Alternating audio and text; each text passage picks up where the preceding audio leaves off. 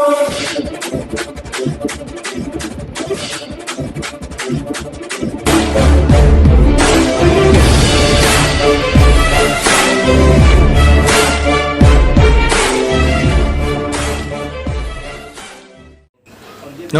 Para Hindustan news channel में आपका हार्दिक स्वागत है। रोहतक से बड़ी खबर आ रही है। कोरोना से बचाव के लिए बने कोवैक्सीन BBV 152 की डोज का PGIMS रोहतक में 3 स्वस्थ व्यक्तियों पर हुआ ट्रायल।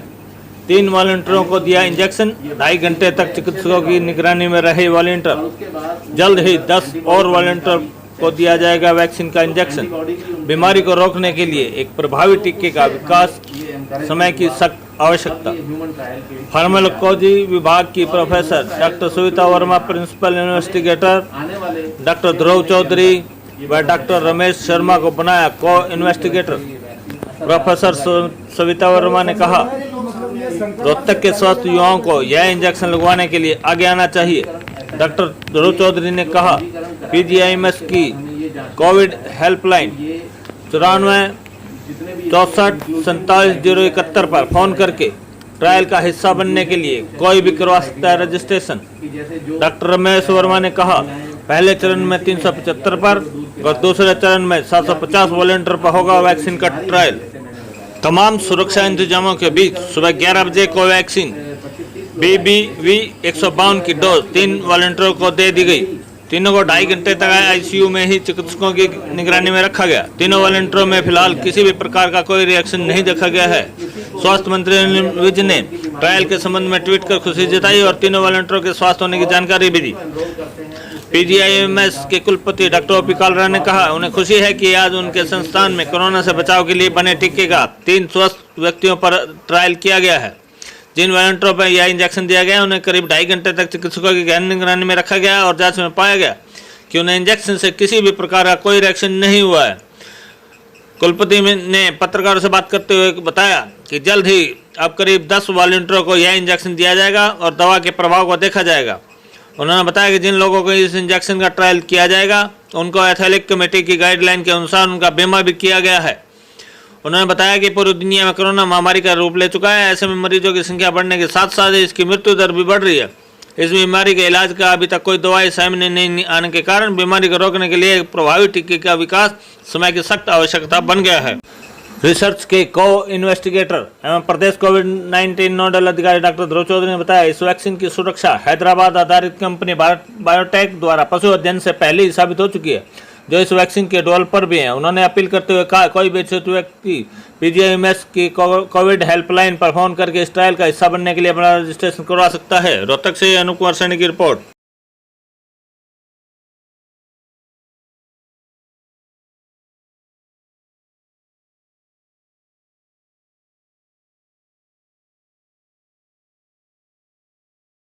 अप्रोक्सीमेटली 20 लोगों की जांच कर चुके हैं और हमारे पास 70 वॉलंटियर्स आए। हमारे पास 70 वॉलंटियर्स का कंट्रोल रूम में डिटेल्स आई थी जो स्टडी में पार्टिसिपेट करना चाहते हैं।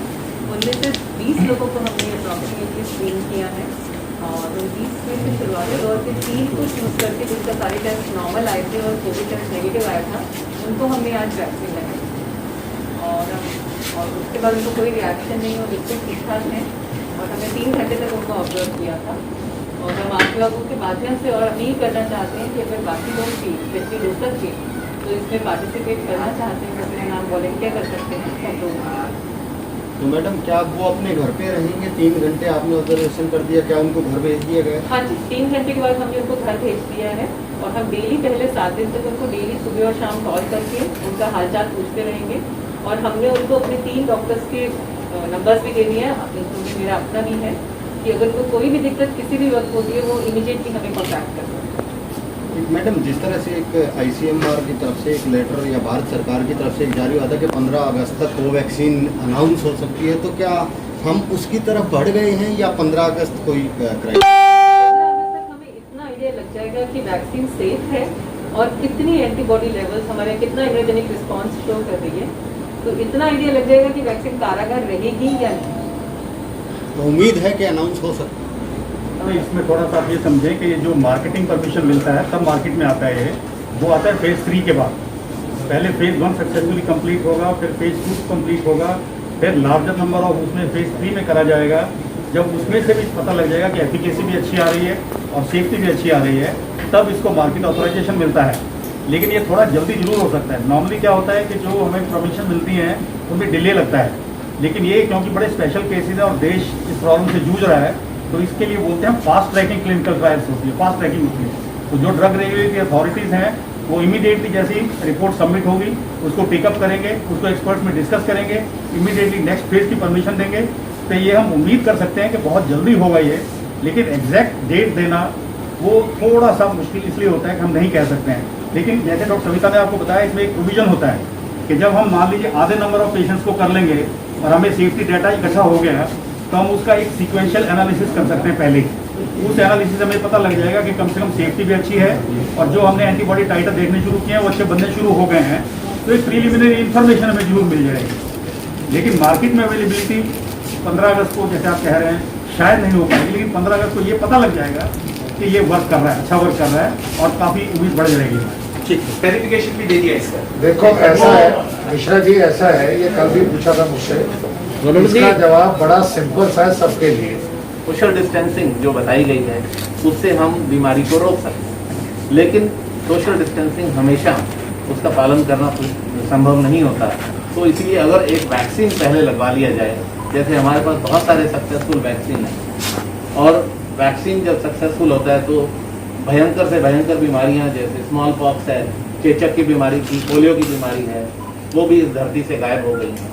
और हमें पूरी उम्मीद है कि इसके अगेंस्ट भी जब इफेक्टिव वैक्सीन आएगा तो ये बीमारी भी खत्म हो जाएगी। तो आपकी कहने और ये देखा जाता है कि इन सेल लाइन से एंटीबॉडी बन रही है या नहीं। उसके बाद ये एनिमल्स में ट्रायल किए जाते हैं। तो ह्यूमन ट्रायल से पहले ये रैट्स, माइस और रैबिट्स के अंदर ये ट्रायल किया गया और ये देखा गया कि इन एनिमल्स ने ये वैक्सीन बड़े अच्छे से टॉलरेट किया और उसके बाद उनके अंदर एंटीबॉडी बनने का भी टेस्ट किया गया, तो एंटीबॉडी भी उनके अंदर अच्छी बनी है।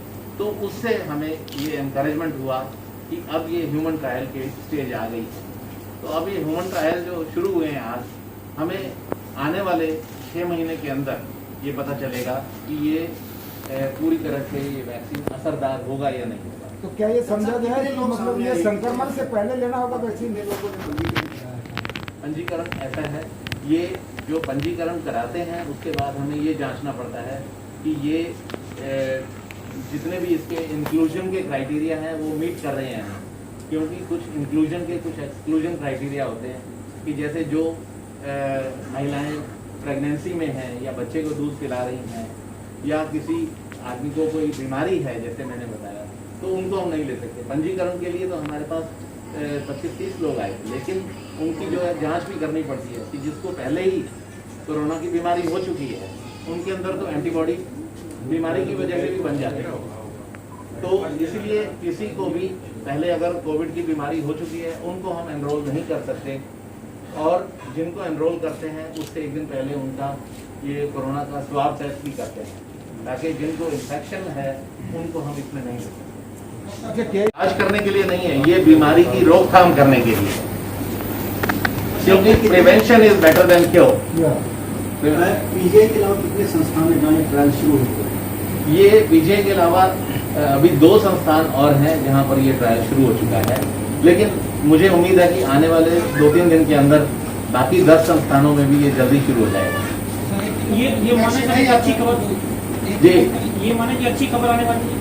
हाँ, हमें तो पूरी उम्मीद है कि ये आने वाले समय के अंदर ये वैक्सीन डेफिनेटली सक्सेसफुल होगा, और इसके अंदेशा हमें आने वाले 2-3 महीने के अंदर ही पता चल जाएगा कि जैसे जैसे एंटीबॉडी रिस्पॉन्स बढ़ेगा तो हमें पता चलेगा कि ये असरदार है। सर दवाई बनाने की होड़ हर देश में लगी हुई है, जी। क्या ये ख्याल भी रखा जाएगा कि इसमें जल्दबाजी ना हो?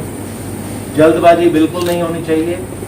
जो वैक्सीन का डेवलपमेंट का काम है, वैसे तो ये कई साल लग जाते हैं। जो पुराने वैक्सीन बनाए गए हैं उनको बनाने में कईयों को 10 साल, 12 साल, 15 साल का समय भी लगा है, लेकिन क्योंकि ये पूरी दुनिया के अंदर लाखों लोग इस बीमारी से ग्रसित हो चुके हैं और संख्या 1 करोड़ से भी ऊपर हो चुकी है, आपको पता है पूरी दुनिया के अंदर, तो हम उतने लंबे समय का भी इंतजार नहीं कर सकते, लेकिन इतना कम समय भी नहीं होना चाहिए कि हम सेफ्टी को कॉम्प्रोमाइज़ करें या वैक्सीन लगाना शुरू कर दें और पता चले कि असर भी नहीं कर रहा है। तो सेफ्टी कंसर्न्स बहुत ज़रूरी हैं, और ये भी जानना कि इस बीमारी के लिए लड़ने के लिए एंटीबॉडी एडिक्वेट अमाउंट में बन रहे हैं नहीं बन रहे, वो भी बहुत ज़रूरी है। तो लेकिन मुझे लगता है कि 6 से 7 महीने से पहले ये वैक्सीन उससे पहले तैयार नहीं होगा, उतना तो समय लगेगा। डॉक्टर साहब, पीजीआई की कितने मेंबर्स की टीम इस पर काम कर रही है? देखिए, वैसे तो इसमें 3 मेन मेंबर्स हैं। डॉक्टर सविता वर्मा हमारे ये प्रिंसिपल इन्वेस्टिगेटर हैं जो प्रोजेक्ट भेजा गया यहाँ से। तो उसके बाद डॉक्टर ध्रुव चौधरी हैं, इसके को इन्वेस्टिगेटर हैं, और इसके बाद doctor Verma community medicine department से, ये भी इनके साथ को इन्वेस्टिगेटर हैं। और तो ये 3 लोग हैं जो इस प्रोजेक्ट के साथ मेनली जुड़े हुए हैं, बाकी तो पूरा संस्थान इनको साथ दे रहा है। और जो इसमें आगे बढ़ के ट्रायल के लिए जो आ रहे हैं, मैं तो कहूँगा सबसे बड़ा धन्यवाद हम उनको देना चाहेंगे। डॉक्टर साहब, जो इलाज हुआ है उनकी परसेंटेज क्या है, मतलब अब कितने होते हैं? हमारे यहाँ टोटल इलाज करीब 900 साढ़े 900 हो चुका होगा। 960 क्या? हाँ, 950 के 960 लोगों का इलाज हो चुका है, और टोटल हमारे यहाँ इसमें से करीब 51 या 52 पेशेंट्स की डेथ हुई है। तो ओवरऑल हमारा जो सर्वाइवल रेट है बहुत ही अच्छा है। आज मैंने पर्सनली जाके निरीक्षण किया है इसका, कि खासतौर से जो होम आइसोलेशन में है हमारे पेशेंट, इस वक्त हमारे करीब 250-300 पेशेंट हैं जो होम आइसोलेशन में हैं, क्योंकि जो पेशेंट एसिम्प्टोमेटिक हैं या जिनको हल्के सिम्टम्स हैं, उनको बीमारी जो है 4थे, 5वें दिन, 6ठे दिन अचानक बिगड़ सकती है। अगर हम किसी को आज होम आइसोलेशन में भेज रहे हैं, इसका मतलब ये नहीं है कि वो बिल्कुल ठीक है और आने वाले 2 हफ्ते के अंदर बिल्कुल ठीक रहेगा। जिसको हम होम आइसोलेशन में भेज रहे हैं, हमें उसके लिए और ज़्यादा चौकन्ना होने की ज़रूरत है। आम अस्पतालों के अंदर ये देखा गया है कि जो डिस्ट्रिक्ट हॉस्पिटल की टीम है वो उनको कांटेक्ट करती हैं, लेकिन हमने यहाँ पर एक एडिशनल एक सेफ्टी का इंतज़ाम भी किया है कि जितने भी पेशेंट हमारे यहाँ डायग्नोस होते हैं और हम उनको होम आइसोलेशन में भेज रहे हैं, उनके लिए हमने 4 डॉक्टर्स की ड्यूटी लगा रखी है। वो 4 डॉक्टर्स जो है मोबाइल फ़ोन के ज़रिए उनको दिन रात कांटेक्ट करते रहते हैं। मिनिमम दिन में 1 बार हर एक पेशेंट को डेली फ़ोन किया जाता है, और जो भी उनको सिम्टम्स हैं वो सारे पता किए जाते हैं, और कहीं पर भी हमें अर्ली वार्निंग सिग्नल अगर मिलते हैं तो उनको एकदम से बताया जाता है कि वो अस्पताल में आएँ, और जहाँ तक हो सकता है हम यहाँ से एम्बुलेंस भेजते हैं और उनको तुरंत बुला करके भर्ती कर लेते हैं। हॉस्पिटलाइज कितने हैं और कितने आईसीयू में कितने हैं? इस समय हमारे पास करीब 90 पेशेंट के करीब हॉस्पिटलाइज्ड हैं, और ज़्यादातर पेशेंट जो हैं वो डिस्चार्ज हुए। वेंटिलेटर पे आज कितने हैं? 2 पेशेंट आज वेंटिलेटर पे। डॉक्टर जी। साहब, जो वॉलेंटियर जिनके ऊपर हमारा रिसर्च हो रहा है, जी। क्योंकि रिसर्च किसी भी वैक्सीन का हो तो उनकी जान को खतरा होता है, ये हाँ जी। facility है। जी। तो क्या उन लोगों के लिए कोई सरकार की तरफ से कोई इंश्योरेंस, क्योंकि सभी यूथ है, परिवार में कमाने वाले भी वही होंगे, जी। तो क्या कोई पॉलिसी में इस तरह का कवर उनको दिया गया है? और इसके अलावा अभी 3 को ये वैक्सीन दी गई है, और कितने लोगों पर शुरुआती दौर में ट्रायल है?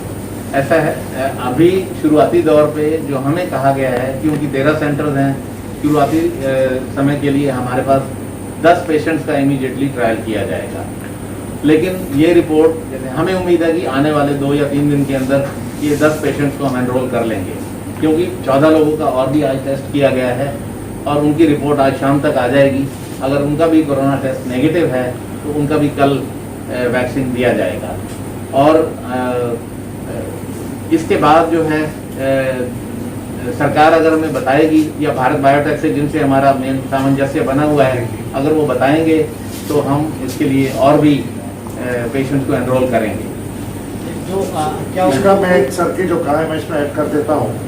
थोड़ा प्रोटोकॉल अब चेंज हुआ है, और इसके अंदर डॉक्टर सविता भी आपको कंफर्म करेंगी इसको करते हुए, कि जो सर ने बताया बिल्कुल दुरुस्त बताया कि 12 कर रहे हैं, लेकिन सरकार ने क्या किया है ताकि 50 सर पहले में अब जो अमेंडमेंट की है सिर्फ 4 इंस्टीट्यूशन करेंगे, रोहतक हम लोग कर रहे हैं, all India institute of medical sciences Delhi, all India institute of medical sciences Patna ने शुरू कर दिया है, निजाम ने शुरू कर दिया। ये 4 पहले 50 देखेंगे, इसके 1 महीने के बाद वो सेफ्टी असेसमेंट होगी कि जो हो रहा है ठीक हो रहा है। उसके बाद फिर सारे बाकी 12 इंस्टीट्यूशंस मिलकर करेंगे। तो सर ने जो बताया बिल्कुल ठीक बताया, वो 10 जो हम कर रहे हैं वो इस 50 के पहले कर रहे हैं, फर्स्ट जो 10 है इसके अंदर। उसके बाद जब जैसे हम अगर कल 10 या अगले हफ्ते में 10 करते हैं, फिर जो उसमें जितनी कमी पेशी रहती है उतनी एडिशनल करेंगे। फिर वो आपका फेज 1 के लिए 375 टोटल पेशेंट्स होंगे, और उसके बाद फिर वो आगे नंबर और बढ़ता हुआ 1175 तक जाएगा। तो वो फेजेस के अंदर है। तो फर्स्ट फेज के अंदर 4 इंस्टीट्यूशंस कर रहे हैं, इसके बाद फिर 12 शुरू हो जाएंगे। पहले शुरू से 12 थे। ये गवर्नमेंट ऑफ इंडिया जो आईसीएमआर DCGI ने ये अमेंडमेंट किया कि सरकार के जो इंस्टीट्यूशन है वहाँ पे होगा। तो इसके तहत हम लोगों को ये खुशी है कि सर के नेतृत्व में जब हमारी बात रखी गई, doctor Savita is very very hard on it, and they listen to it. Only 4 institutions are doing right now. Doctor साहब, जो हमारे साथी ने बात पूछी थी वो नहीं बताई आपने, इंश्योरेंस पॉलिसी का क्या है? हर कोई ट्रायल, ये आपको मैं थोड़ा सा ब्रीफ कर दूँ। ये जो बात कर रहे हैं क्लिनिकल ट्रायल की बात कर रहे हैं, इसका ये फेज 1 क्लिनिकल ट्रायल है। फेज 1 क्लिनिकल ट्रायल के अंदर जो मेन हमारा ऑब्जेक्टिव होता है वो होता है कि सेफ्टी देखनी है, और इसलिए इसको डोज फाइंडिंग स्टडीज भी कहते हैं। हम लोअर डोज से शुरू करके हाई डोज की तरफ जाएंगे। लेकिन जो आपने पूछा था बहुत अच्छा सवाल था, लेकिन उसका जवाब बिल्कुल क्लियर है कि जो गवर्नमेंट का प्रोटोकॉल बनता है क्लिनिकल ट्रायल में, इसमें पहले ही प्रोविजन डाले जाते हैं कि किसी को कोई भी प्रकार की दिक्कत ट्रायल रिलेटेड मेडिसिन से होती है, उसका पूरा इलाज फ्री होगा, उस पर जो भी खर्चा होगा वो होगा, और उसके अलावा कॉम्पनसेशन भी मिलता है डिपेंडिंग अपॉन कि उसकी एज कितनी है, इंजरी कैसी होती है, उसकी मंथली तनख्वाह कितनी है। एक कैलकुलेशन करने के लिए एक मैथमेटिकल फार्मूला होता है, उसके हिसाब से कॉम्पनसेशन मिलता है। बिल्कुल ये दुरुस्त बात है ये कि उनको मतलब इंश्योरेंस जो आप कह रहे थे, फुल इंश्योरेंस हो।